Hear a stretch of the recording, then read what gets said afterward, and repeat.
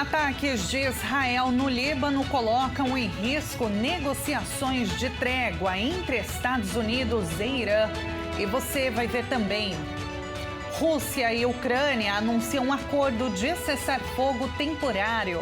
E ainda, primeira missão tripulada à Lua depois de 50 anos volta hoje para a Terra. Essas e outras notícias você confere agora no Redação Hit. 11h30 agora, pelo horário de Brasília. Um bom dia para você que decidiu ficar muito bem informado no Redação Hit, edição manhã. Eu sou Tabata Pote e te atualizo agora com as principais notícias desta sexta-feira, dia 10 de abril de 2026. O Paquistão se prepara para receber delegações do Irã e dos Estados Unidos hoje para negociações que agora estão em risco devido aos ataques israelenses ao Líbano, que deixaram mais de 300 mortos. As discussões podem encerrar a guerra no Oriente Médio, que já dura pouco mais de um mês. Mas, segundo a agência de notícias estatal Tasnim, Irã não deve participar das negociações a menos que o cessar-fogo seja respeitado em todas as frentes. O primeiro-ministro do país, Shehbaz Sharif, disse que as duas partes se reuniriam a partir desta sexta-feira para conversas na capital do país asiático. Foi por intermédio de Sharif que Washington e Teherã concordaram em pausar os combates por 2 semanas, num acordo anunciado na última terça. A Casa Branca, por sua vez, anunciou que sua delegação, liderada pelo vice-presidente, chegaria a Islamabad apenas no sábado. A comitiva incluirá um enviado de Donald Trump para o Oriente Médio e outras pessoas que são presença frequente nas mesas de negociação diplomáticas do governo do republicano. A trégua anunciada na terça tem se mostrado frágil e cheia de incertezas, com registro de violações e um fechamento de fato do Estreito de Hormuz. O cessar-fogo previa que, durante 2 semanas, Estados Unidos e Israel pausassem os ataques ao território iraniano. Em contrapartida, o Irã se comprometeria a reabrir o Estreito de Hormuz. Na manhã de quarta, foram registrados ataques de ambos os lados do conflito.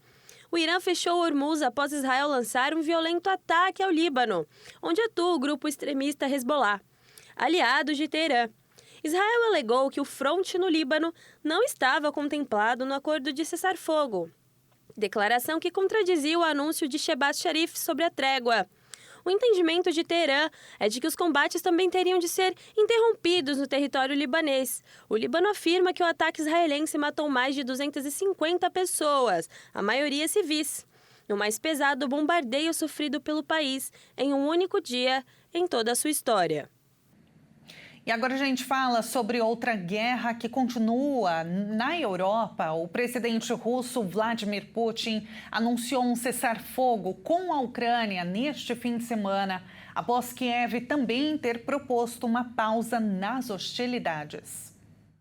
O Kremlin declarou em um comunicado que, por decisão do presidente Putin, é estabelecido um cessar-fogo. No início da semana, o presidente ucraniano Volodymyr Zelensky afirmou que havia transmitido uma proposta de trégua para essas datas por meio dos Estados Unidos. Várias rodadas de negociações lideradas pelos Estados Unidos não conseguiram um acordo entre as partes em conflito, e o diálogo se estagnou ainda mais com a atenção de Washington voltada para a guerra no Irã. As negociações pareciam em impasse, já que Moscou exige concessões territoriais e políticas de Kiev, que Zelensky rejeitou por considerá-las equivalentes a uma capitulação. Os aeroportos de Congonhas e Guarulhos, em São Paulo, amanheceram com voos cancelados nesta sexta. É um reflexo da falha no Centro Regional de Controle do Espaço Aéreo Sudeste, ocorrido ontem. No aeroporto de Congonhas, 5 partidas e 7 chegadas foram canceladas. 2 chegadas tiveram atraso. Já no aeroporto de Guarulhos, 4 chegadas foram canceladas. A operação do aeroporto de Congonhas, na Zona Sul de São Paulo, foi estendida até a meia-noite de quinta-feira, segundo as informações da ANA, concessionária responsável pela gestão do aeroporto. A operação comercial de Congonhas para pousos e decolagens funciona diariamente até às 11 da noite. A decisão teria sido tomada após um pedido das companhias aéreas ao Departamento do Controle do Espaço Aéreo e aprovada pelo órgão. O Centro Regional de Controle do Espaço Aéreo Sudeste, localizado no aeroporto de Congonhas, foi esvaziado devido à presença de uma fumaça fora do prédio operacional na quinta-feira. Os bombeiros chegaram a ser acionados, o que levantou suspeitas de que pudesse ter ocorrido um incêndio. Nenhum sistema e nem a segurança de voo foram comprometidos, segundo a ANAC. A agência irá acompanhar ao longo do dia o desempenho operacional das empresas e dos aeroportos afetados, para a avaliação de eventuais reflexos e efeitos em cascatas após o ocorrido. O Conselho Nacional de Justiça e o Conselho Nacional do Ministério Público aprovaram uma resolução conjunta. Olha só, ela regulamenta os pagamentos de penduricalhos a juízes e membros do Ministério Público. A regulamentação cumpriu uma determinação do Supremo Tribunal Federal que, no mês passado, limitou o pagamento dos penduricalhos, que são os benefícios concedidos a servidores públicos e que, somados ao salário, não cumprem o teto remuneratório constitucional.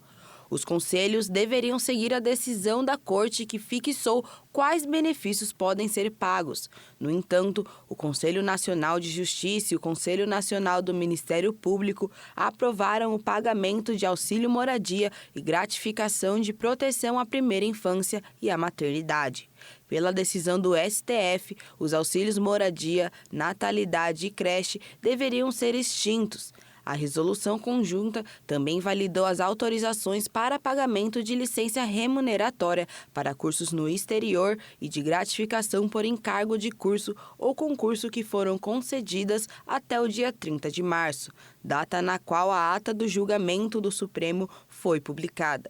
Os dois benefícios também deveriam ser cortados após a decisão do STF. O Supremo Tribunal Federal retomou ontem o julgamento que vai definir se as eleições para o mandato tampão de governador do Rio de Janeiro vai ocorrer de forma direta ou indireta. Até o momento, o placar está em 4-1 para a escolha indireta do governador do estado. Votaram nesse sentido os ministros Luiz Fux, André Mendonça, Nunes Marques e Carmen Lúcia. Apenas o relator, o ministro Cristiano Zanin, votou pela realização de eleição direta, pelo voto popular. Apesar do entendimento parcial formado, o julgamento foi suspenso por um pedido de vista feito pelo ministro Flávio Dino para esperar a decisão final do Tribunal Superior Eleitoral, que condenou o ex-governador Cláudio Castro à inelegibilidade até 2030. E o caminho para a renovação no Supremo Tribunal Federal ganhou um cronograma oficial nesta quinta-feira em Brasília. O senador Everton Rocha foi escolhido relator da indicação de Jorge Messias ao STF. A sabatina na Comissão de Constituição e Justiça foi marcada para o final deste mês, dia 29 de abril. Decisões cruciais aceleram o ritmo na política de Brasília. Na próxima semana, o senador Everton Rocha deve apresentar seu parecer favorável à indicação de Jorge Messias para o Judiciário. A estratégia do governo é clara: adotar um rito de urgência, concentrando a sabatina na Comissão de Constituição e Justiça e a votação no plenário do Senado, tudo em um único dia. Jorge Messias, que aos 45 anos ocupa um posto estratégico na administração atual, conta com o esforço da articulação política para garantir uma margem confortável de votos. O desafio não é pequeno, já que o governo precisa contornar resistências da oposição e lidar com a postura cautelosa do presidente da casa, Davi Alcolumbre. Para preparar o terreno, Messias inicia amanhã uma maratona de visitas aos gabinetes dos senadores, buscando aparar arestas antes do dia 29. Mas o clima no Congresso vai além das vagas nos tribunais. A sucessão presidencial de 2026 já começou a ditar o passo dos bastidores. O deputado Guilherme Boulos surge agora como um conselheiro de peso do presidente Lula, ocupando o espaço de ministros que se licenciaram para focar em suas bases eleitorais e fortalecer suas candidaturas futuras. No âmbito eleitoral, uma mudança inesperada surpreendeu o Tribunal Superior Eleitoral. A ministra Carmen Lúcia anunciou que vai antecipar sua saída da presidência da Corte para o mês de maio. Segundo a ministra, a antecipação visa facilitar a transição e a organização do pleito municipal deste ano. Com essa decisão, o ministro Nunes Marques assume o comando do TSE antes do previsto. Ele terá o desafio imediato de liderar a justiça eleitoral em um momento de debates intensos sobre o impacto e a regulamentação do uso da inteligência artificial nas campanhas políticas. E ainda com notícia de Brasília, o governo Lula prepara o projeto de lei para tentar acelerar a mudança da jornada de trabalho de 40 horas para 36 horas semanais. A proposta é rever o modelo atual, conhecido como escala 6x1, para 4x3 durante a semana. A ideia é garantir mais dias de folga ao trabalhador. Pelas redes sociais, Boulos disse que o projeto vai tramitar na Câmara dos Deputados em regime de urgência. Em entrevista para a rádio CBN, o presidente da Câmara dos Deputados, Hugo Mota, comentou sobre a tramitação. Conversei com o presidente Lula sobre a questão da tramitação. Nós estamos aqui atendendo um apelo da própria bancada do Partido dos Trabalhadores, que nos pediu ao longo de todo o ano 2025, por exemplo, que nós destravássemos a tramitação da famosa PEC 6x1, nós destravamos essa tramitação e será por emenda à Constituição que nós vamos tratar da redução da jornada de trabalho. Que essa tramitação por PEC, ela possibilita muito mais que os setores que, porventura, estão preocupados, estão receosos com o possível impacto, possam, durante essa tramitação, falarem como está sendo feito na CCJ. A proposta também prevê a redução da carga semanal, que hoje é de 44 horas, para cerca de 40 horas. Inicialmente, o governo estudava enviar um projeto de lei com regime de urgência para acelerar a tramitação no Congresso. Mas a estratégia foi revista e o tema vai seguir por meio de uma proposta de emenda à Constituição que já está em análise. Com isso, o texto passa a tramitar dentro do rito tradicional. A primeira etapa vai ser a análise na Comissão de Constituição e Justiça da Câmara. Depois, o conteúdo segue para uma comissão especial antes de chegar ao plenário, onde precisa ser aprovado em 2 turnos. Na sequência, a proposta ainda vai ser analisada pelo Senado. Esse modelo exige mais tempo de discussão, mas amplia o espaço para negociações. A mudança na jornada divide opiniões. De um lado, há o argumento de que mais descanso pode melhorar a qualidade de vida dos trabalhadores. O governo também sustenta que a medida pode contribuir para o aumento da produtividade. Por outro lado, representantes do setor produtivo demonstram preocupação com possíveis impactos nos custos das empresas. Entre os pontos levantados estão o aumento da folha de pagamento e desafios na manutenção do nível de emprego. O debate sobre o fim da escala de trabalho 6x1 é importante para o trabalhador, para a reorganização das empresas e de toda a sociedade. Para o trabalhador pode significar mais tempo para o lazer, para cuidar da saúde, para conviver com a família, mais tempo para estudar, se qualificar e galgar novos e melhores postos de trabalho, o que gera uma consequência positiva para a sociedade. Economia no sistema de saúde, no pagamento de benefícios, e alguns países que testaram esse modelo também conseguiram quantificar um aumento no chamado consumo de lazer. As pessoas têm mais tempo livre, circulam mais e consomem mais, o que é bom para a economia. As empresas também sofrem um impacto imediato, elas precisam se reorganizar. E as empresas que já testaram o fim da escala 6x1 ou a diminuição da jornada de trabalho também perceberam um efeito positivo na eficiência do trabalho de seus empregados e, consequentemente, um melhor desempenho nas empresas. Então, se bem estruturado e pensado de uma forma sistêmica, a redução da jornada de trabalho pode sim gerar efeitos muito positivos, não só para os trabalhadores, que são efeitos evidentemente positivos, mas também para a economia, para as empresas e para toda a sociedade. E veja a seguir, primeira missão tripulada à Lua depois de 50 anos volta hoje para a Terra. E agora vamos ver o tempo na capital paulista, termômetros marcando 21 graus neste momento. Acho que o outono chegou de vez. O Redação Hit volta já.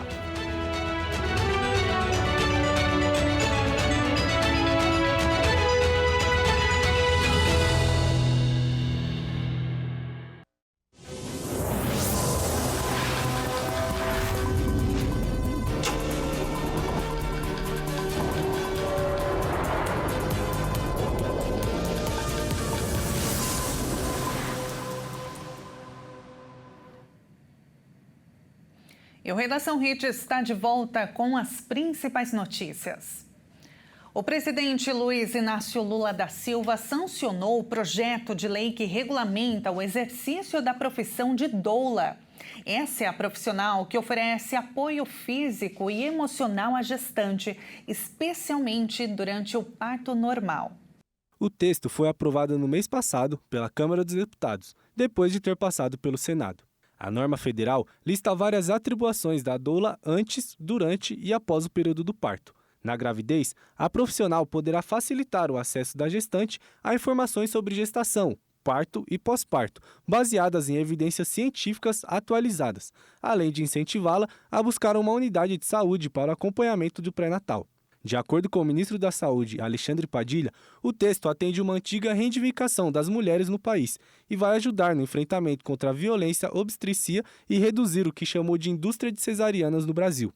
O ministro disse que não houve vetos ao texto. Ao celebrar a sanção da lei, o presidente Lula lembrou que de um outro projeto que ainda está em tramitação no Congresso Nacional, que deverá regulamentar a profissão de parteira tradicional, compondo assim um corpo de funções para humanizar o atendimento das gestantes no país. Pelo texto sancionado, a presença da doula, de livre escolha da gestante, não exclui a presença de acompanhante, já garantida pela legislação. Essa garantia de presença abrange a rede pública e a rede privada durante todo o período de trabalho de parto e pós-parto imediato, inclusive em casos de intercorrências e situações de abortamento. A teleperícia foi homologada pelo INSS para chegar em localidades remotas onde não existem peritos médicos do Instituto. A realização de perícias médicas por videoconferência é mais uma ferramenta que tem como objetivo agilizar os pedidos de segurados. Através da portaria publicada no Diário Oficial da União, torna mais claras as regras da perícia médica feita de forma remota pelos peritos do Instituto Nacional do Seguro Social INSS. A portaria consolida a teleperícia como procedimento regular da Perícia Médica Federal e padroniza o uso da telemedicina como avaliações para videoconferência. Mesmo com o atendimento do perito sendo à distância, os segurados terão que comparecer presencialmente a uma agência da Previdência Social, em data e horário previamente agendados. Na agência, o segurado passará por uma triagem, durante a qual terá que apresentar seus documentos pessoais e médicos digitalizados, que serão anexados ao requerimento. O segurado também assinará um termo de consentimento para então aguardar o chamado em uma sala equipada com computador, câmera, áudio e conexão interna. Segundo o Ministério da Previdência Social, os procedimentos já vêm sendo adotados e a portaria foi publicada com o objetivo de dar mais clareza ao método e às responsabilidades das partes envolvidas. Entre as vantagens desses procedimentos estão a possibilidade da teleperícia chegar em localidades remotas, onde não existem peritos médicos do INSS. Em geral, os atendimentos serão feitos no contraturno dos médicos peritos que se dispuserem a trabalhar, além das metas estabelecidas para receberem bonificações. Até então, a teleperícia vinha sendo aplicada apenas em situações pontuais. Com as novas regras, o atendimento remoto passará a ter uma base normativa mais definida, deixando mais claro os tipos de perícia que poderão ser realizados de maneira remota pelos médicos peritos. A portaria também detalha como os atendimentos deverão ser feitos nas agências, bem como as atribuições de gestores, peritos e das unidades administrativas envolvidas no processo. Entre os serviços que poderão ser avaliados na forma prevista pela portaria estão a perícia médica inicial, a avaliação e a reabilitação de médicos periciais do benefício de prestação continuada, o BPC, além de outros serviços que venham a ser autorizados pelo Departamento de Perícia Médica Federal ou pelas áreas técnicas do INSS. E agora a gente fala de turismo porque o Rio de Janeiro é frequentemente citado como uma das capitais mais ativas do Brasil. E nas areias da cidade, os esportes de praia vivem um momento de crescimento. As informações são com o Anderson Nascimento. A orla do Rio de Janeiro é muito mais do que um cartão postal da cidade. Ao longo da faixa de areia e do calçadão, moradores e turistas encontram um dos maiores espaços ao ar livre para a prática de atividades físicas. Todos os dias, o cenário de mar e montanha se transforma em convite para quem quer se movimentar, cuidar da saúde e aproveitar o visual único do litoral carioca. Entre as diversas atividades, algumas já viraram parte da identidade das praias da cidade.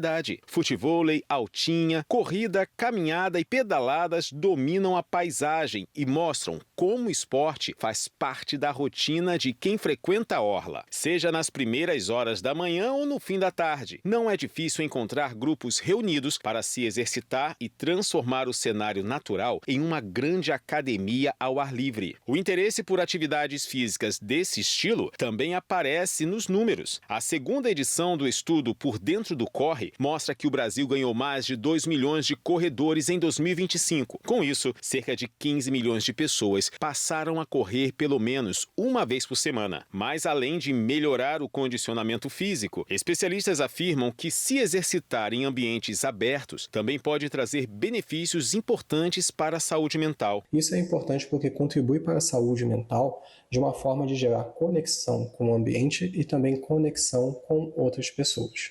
Muitas das vezes, quando a gente fica em práticas muito isoladas, sem ter contato com nada para além, daquele espaço fechado que nós temos no dia a dia, a gente acaba muitas das vezes não tendo uma determinada motivação para continuar fazendo as práticas em questão. Com paisagens que misturam mar, montanhas e áreas verdes, o Rio de Janeiro acaba incentivando naturalmente a prática de atividade física ao ar livre. Para muitos cariocas, fazer exercício em meio a esse cenário vai além da estética da cidade. É também uma forma de cuidar do corpo, aliviar o estresse do dia a dia e manter a saúde em equilíbrio. Nas areias da cidade, os esportes de praia também vivem um momento de crescimento. O futevôlei, que nasceu no Rio de Janeiro, continua ganhando novos praticantes. Segundo o levantamento da plataforma TotalPass, o número de usuários ativos em esportes de areia aumentou mais de 379% nos últimos anos. O futevôlei lidera esse ranking, com crescimento de 168%, seguido pelo vôlei de praia, modalidades que já fazem parte da paisagem das praias cariocas. Outro hábito cada vez mais presente nas ruas e ciclovias da cidade é o uso da bicicleta. Um estudo da Descarbonize Soluções mostra que 75% dos entrevistados no estado do Rio de Janeiro utilizam a bike pelo menos uma vez por semana, número acima da média nacional, que é de 71%. Em média, os ciclistas fluminenses pedalam 3 vezes por semana. A agenda esportiva da cidade também acompanha esse movimento. Em 2026, o Rio de Janeiro deve sediar mais de 200 corridas de rua ao longo do ano. Locais como Aterro do Flamengo, Copacabana e Lagoa, todos na zona sul da cidade, estão entre os mais procurados para as provas. A tradicional Maratona do Rio, marcada para junho, também segue crescendo e deve receber milhares de corredores. Enquanto isso, no dia a dia, a paisagem carioca continua sendo inspiração para quem decide colocar o tênis, subir na bicicleta ou entrar na areia para se movimentar. Após um voo ao redor da Lua, repleto de momentos intensos e simbólicos, os 4 astronautas da missão Artemis II devem retornar à atmosfera terrestre e realizar um pouso na água na noite desta sexta-feira, no Oceano Pacífico, na costa de San Diego, nos Estados Unidos. É a primeira missão tripulada à Lua após mais de 50 anos. Os primeiros passos acontecem antes mesmo da Orion entrar na atmosfera. Ao longo do dia, a tripulação revisa procedimentos essenciais, como a trajetória de retorno e as condições meteorológicas, e se organiza para garantir segurança durante a descida. Já próximos da Terra, cerca de 20 minutos antes de atingirem a atmosfera, o módulo de serviço da cabine Orion é descartado. A cápsula, então, inicia a reentrada em altíssima velocidade, aproximadamente 38 mil km por hora, cerca de 30 vezes a velocidade do som, enfrentando temperaturas extremas. Neste momento, ocorrerá o mesmo que aconteceu quando eles estavam no lado oculto da Lua. Ficarão incomunicáveis, mas desta vez por apenas 6 minutos. Depois de atravessar a atmosfera, a cápsula Orion iniciará a abertura dos paraquedas em etapas.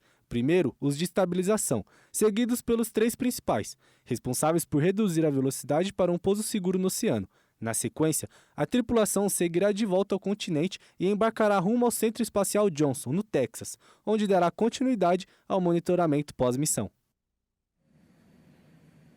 E esta edição fica por aqui. Muito obrigada pela sua companhia. Uma excelente sexta-feira para você e um ótimo final de semana.